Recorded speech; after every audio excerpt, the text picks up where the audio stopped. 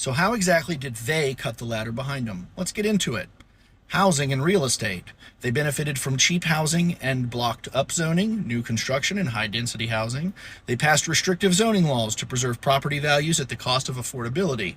They opposed rent control and affordable housing projects in their neighborhoods. They benefited from mortgage interest deductions while prices soared beyond the reach for younger buyers. Education. They enjoyed low cost or free college. Many public colleges were tuition free or cheap. They defunded public universities, shifting costs to students and increasing student loan debt. They opposed or stalled student debt relief efforts. Employment and labor.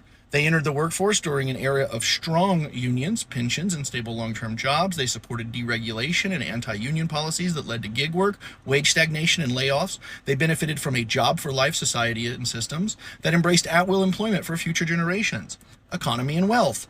They benefited from post-World War II economic booms, cheap energy, and mass industrial growth. They lowered taxes on capital gains and wealth while increasing consumption taxes that hit the poor. They opposed wealth redistributions, things like UBI or progressive taxation. They accumulated wealth and then hoarded assets, contributing to intergenerational inequality. Healthcare and social safety nets. They benefited from New Deal items like Social Security and Medicare. They cut or opposed expansion of the same programs for younger generations. They left behind an aging population with rising healthcare costs younger workers have to fund.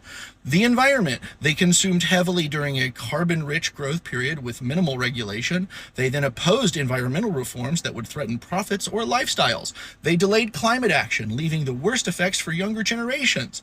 Politics and governments. They gerrymandered districts and restricted voting access to maintain power as demographics shifted. They supported policies that inflated deficits without sustainable revenue, like tax cuts without cuts to spending. They elected leaders who deregulated and privatized public services, weakening institutional trust.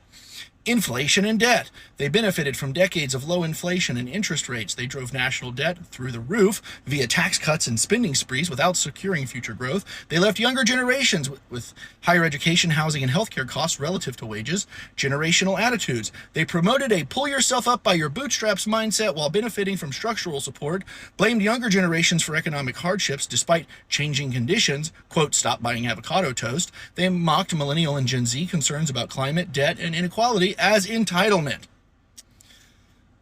That's just based on what I pulled spending 25 minutes the other day, knowing that I wanted to talk about it, literally waiting for this comment to come in.